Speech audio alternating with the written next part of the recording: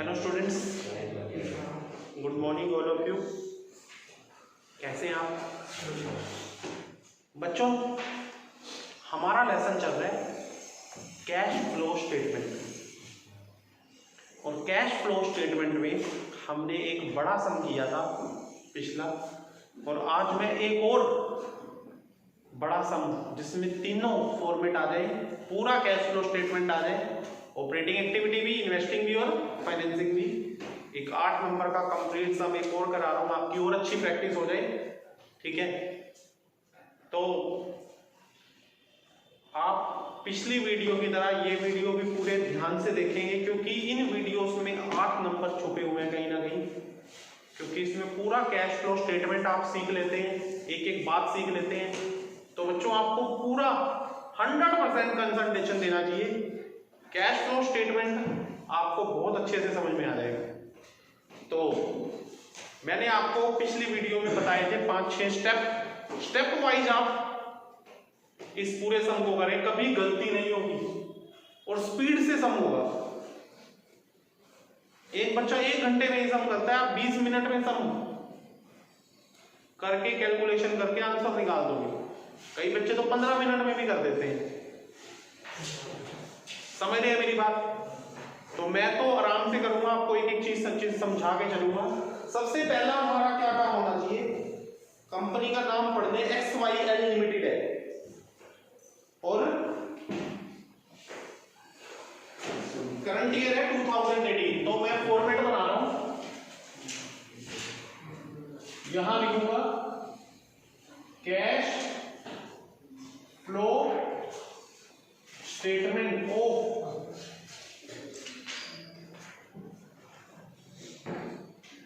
XYL limited.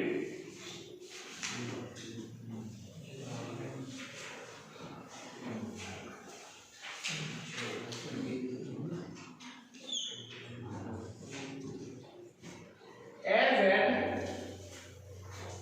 31 March 2018 current year है, current year लिख देते हैं। अब यहां सबसे पहले क्या लिखेंगे बच्चों, कैश फ्लो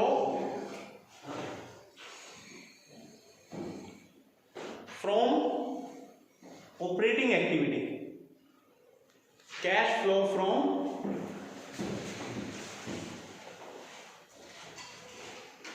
ऑपरेटिंग एक्टिविटीज।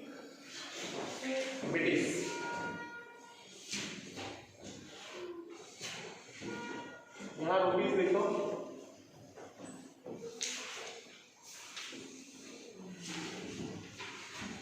अब यहां लिखेंगे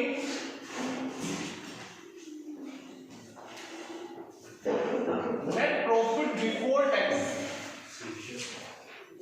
और इसका क्या बनेगा, वर्किंग नोट 1। बच्चों में इतनी जगह दे देता हूं पहली एक्टिविटी के लिए। यहां लिख रहा हूं मैं कैश फ्लो फ्रॉम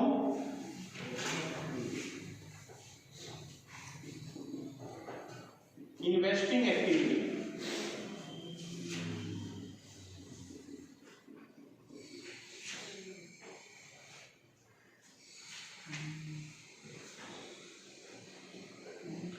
यहां लिख रहा हूं मैं cash flow from financing activity.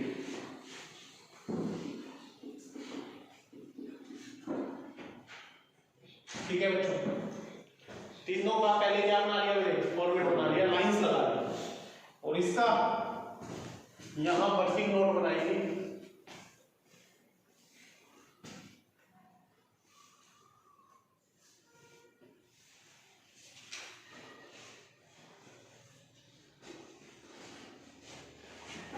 तो यहां लिखेंगे बच्चों net profit for the year,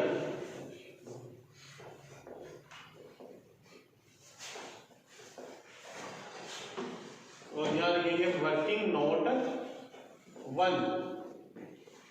ठीक है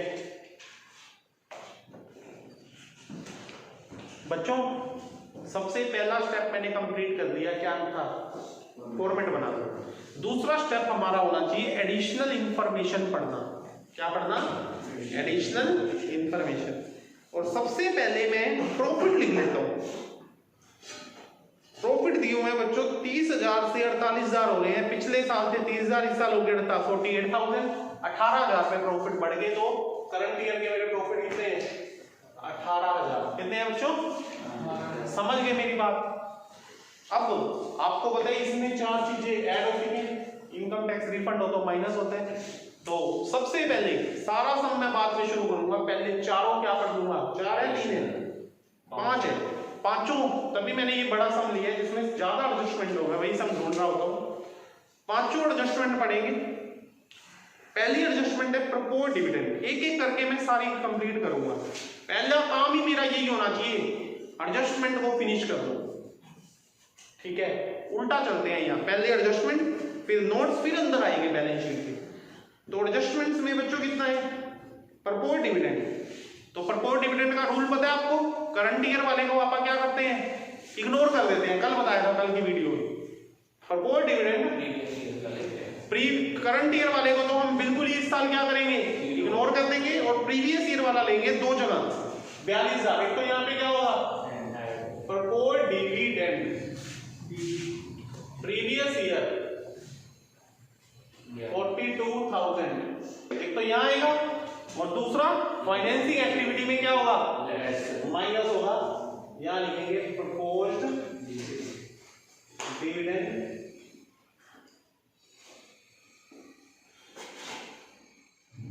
पेड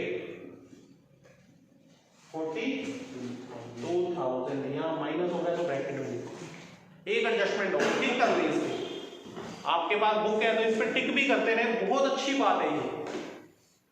दूसरी adjustment, depreciation of ₹10,000 and ₹20,000 has been charged on plant, land and building respectively। 10,000 तो प्लांट पे है, लैंड एंड बिल्डिंग किस पे है? 20,000 है। बस डेप्रिसिएशन की एक बात है। क्या देखो इन दोनों की ओपनिंग और क्लोजिंग भी है? ओपनिंग और क्लोजिंग भी है तो है। तो बच्चों जिसका ओपनिंग भी हो, क्लोजिंग भी हो और एडिशनल इंफॉर्मेशन भी हो, उन चीजों के क्या बना लेंगे? लेजर। तो बच्चों हम यहाँ क्या बनाएंगे? लेजर बना लेंगे। पहले मैं बना रहा हूँ किसका? प्लांट का बना लेंगे। यहाँ लिखे प्लांट अकाउंट। बहुत इजी चैप्टर है ये। ओपनिंग बैलेंस यहाँ लिखे, to balance BD, by balance CD. साथ में उसका भी बना देता हूँ, land and building, to balance BD, by balance CD. कितना? प्लांट का ओपनिंग कितना है बच्चों? 2 लाख। 1 लाख, 2 लाख, सिर्फ 80,000 है। और क्लोजिंग कितना है? 2 लाख। लैंड एंड बिल्डिंग का ओपनिंग कितना है? 2 लाख। 2 लाख। क्लोजिंग कितना है? 170। इसमें तो कोई टुकड़ा बेचा ही नहीं है कुछ भी, तो बहुत इजी है। सिर्फ डेप्रिसिएशन है। और कुछ है? कुछ नहीं है बच्चों, बहुत इजी है क्वेश्चन। यहाँ क्या लगाएंगे? Bye depreciation 10,000। कितना? 10,000 प्लांट में। लैंड एंड बिल्डिंग में कितना है? 20,000। यहाँ लिखेंगे 20,000। जो मिसिंग आइटम है बाहर आ जाएगी। 2 लाख 10,000, 2 लाख 2 10 में से 80,000 गए। 1 लाख 30,000। यहाँ क्या लिखो बच्चों?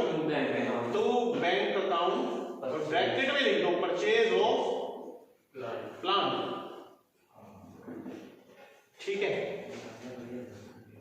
170 और 20 यहाँ टोटल करो। इधर क्या ज्यादा है? 2 लाख। उधर का ज्यादा है तो इधर 2 लाख। 2 लाख बच्चों, 2 लाख में से 190 गए, कितना रह गया? 10,000। कितना रह गया? 10,000। तो ये 10,000 की आप क्या मानोगे? हाँ, क्या लिखोगे? By bank account. By bank account. कितने की देगी? 10,000। ठीक है बच्चों, अगर कुछ नहीं दे रखा तो हम यही मान लेंगे 10,000 वाली चीज 10 में ही बिकी, ना प्रॉफिट हुआ ना लॉस हुआ, तो 10,000 में बस दे। और यहाँ लिखेंगे क्या? Sale of land and building. ठीक है, अब 2 हाथ दिए भगवान ने, 3 किसके यहाँ दिए? दोनों हाथों से क्या करो? ओपनिंग और क्लोजिंग बैलेंस क्या कर लो? छुपा लो। छुपा लो के 2 हाथ है, दोनों हाथों से छुपा लो, बाकी सारी चीजें कहीं ना कहीं कैश फ्लो स्टेटमेंट में आएंगी। तो इसमें 2 चीजें हैं, एक ये और एक ये। सबसे पहले यहाँ क्या लिखो? Add depreciation. कितना है? 30,000। दोनों को जोड़ के लिख दिया, अलग अलग लिख लो यार। एक है डेप्रिसिएशन ऑन प्लांट, दूसरा है depreciation on land and building. दोनों लिख दिए, ये भी और ये भी। ये क्या है? 1,30,000 का प्लांट खरीदा है तो इन्वेस्टिंग एक्टिविटी में आने से जाएगा। क्या लिखोगे? परचेज ऑफ प्लांट कितना? 1 लाख ब्रैकेट में आएगा।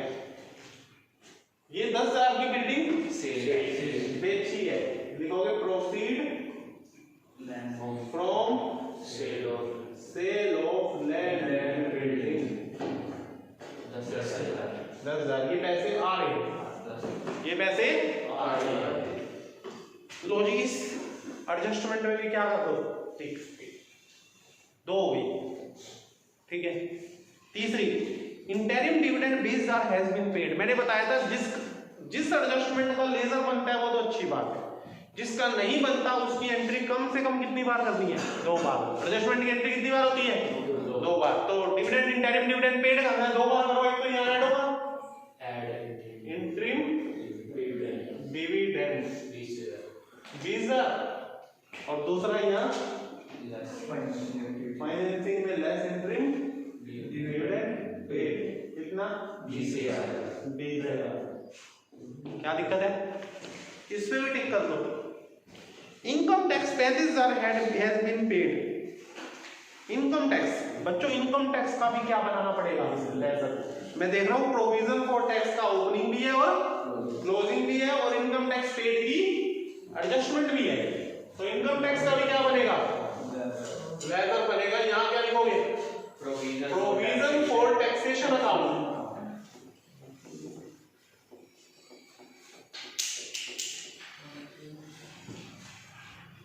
Provision for taxation account.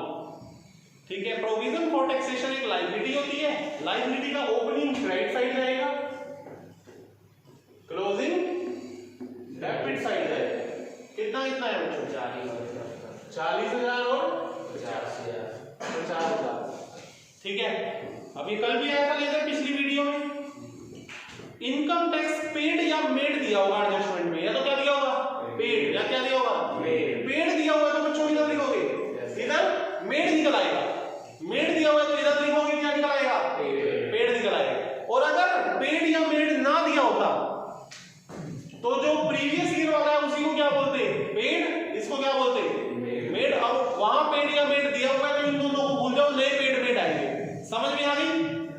तो फिलहाल क्या दिया हुआ है? पेड दिया हुआ है। क्या दिया हुआ है? पेड। तो पेड को यहां लिखते हैं to bank account, to bank account. ठीक है, कितना है?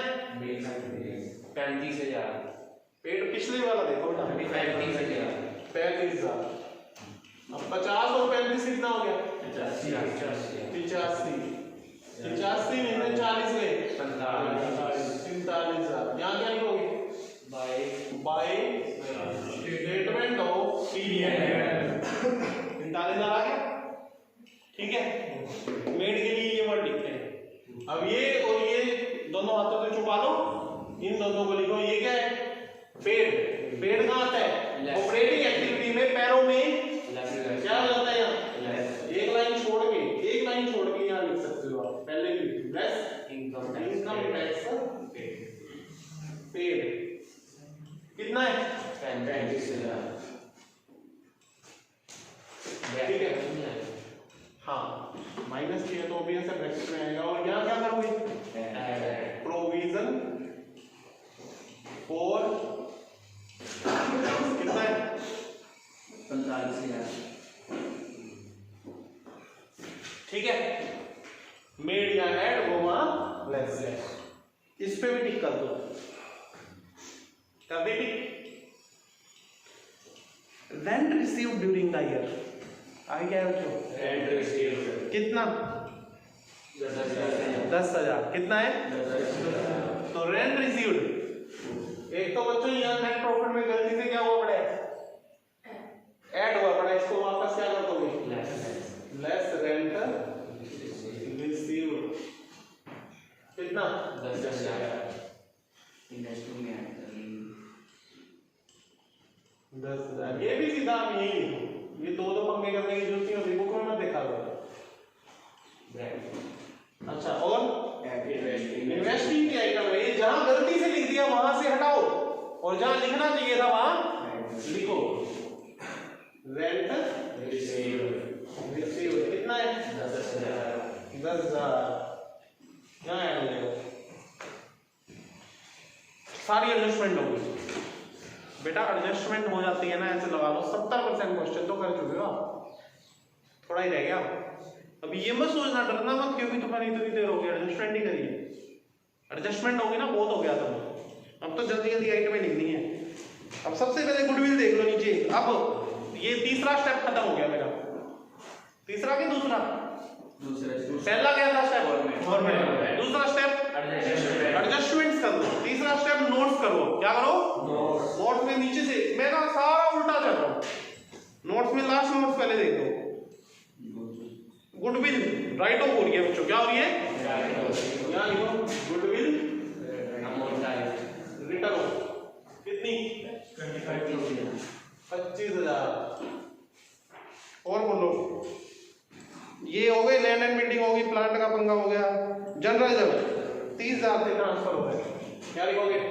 Transfer to general reserve 30,000। और बोलो, लो जी, कितनी देर लगी है? बस एडजस्टमेंट्स पे टाइम लगता है।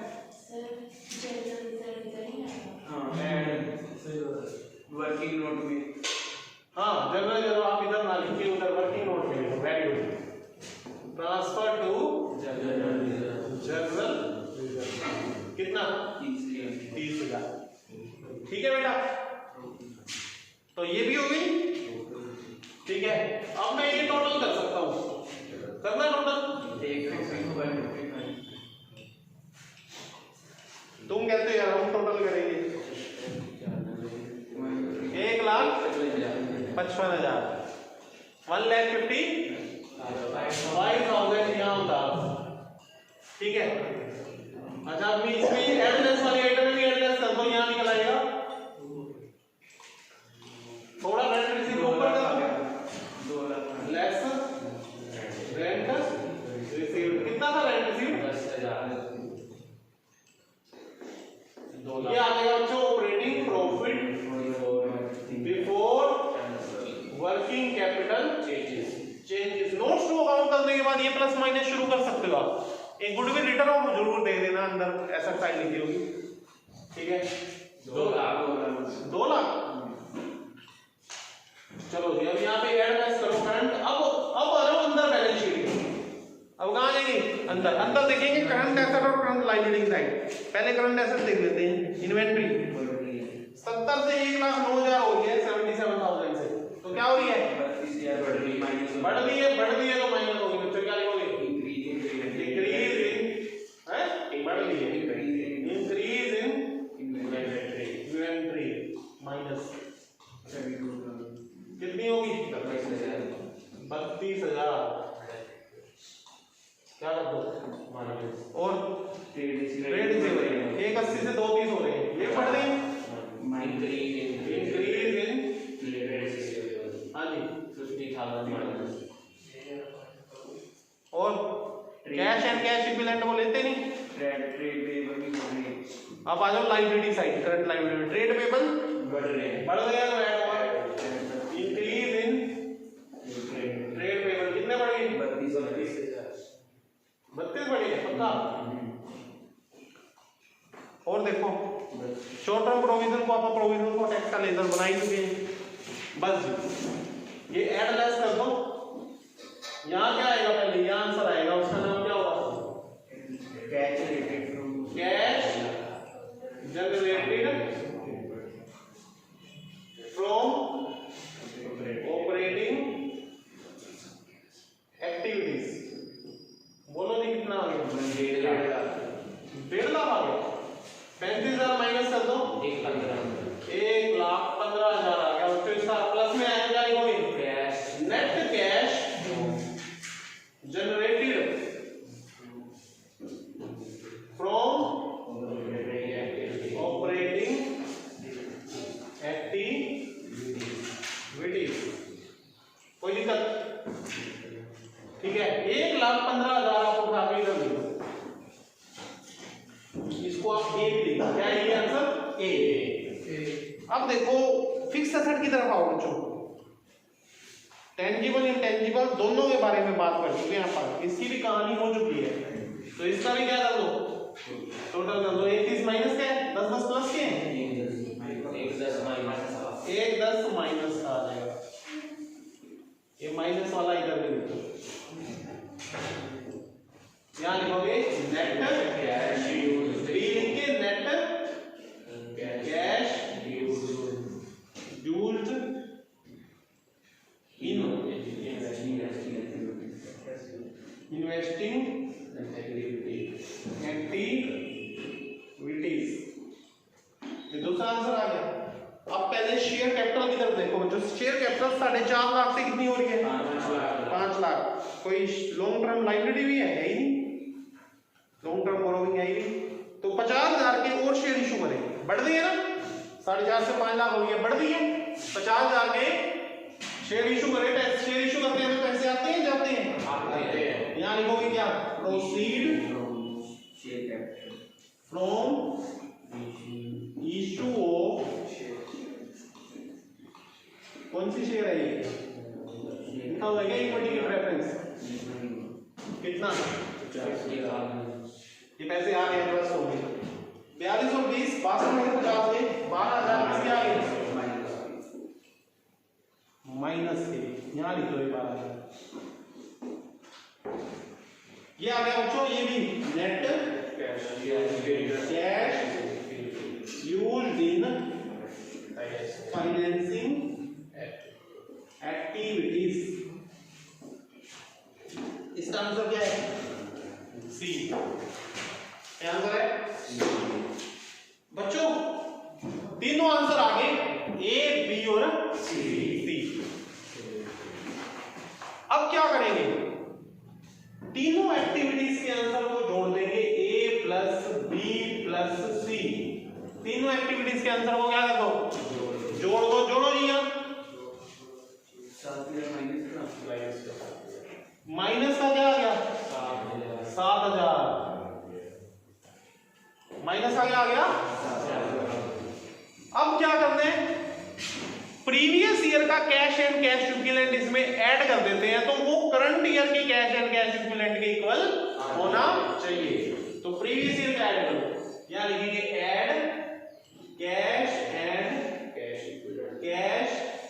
Equivalent previous year.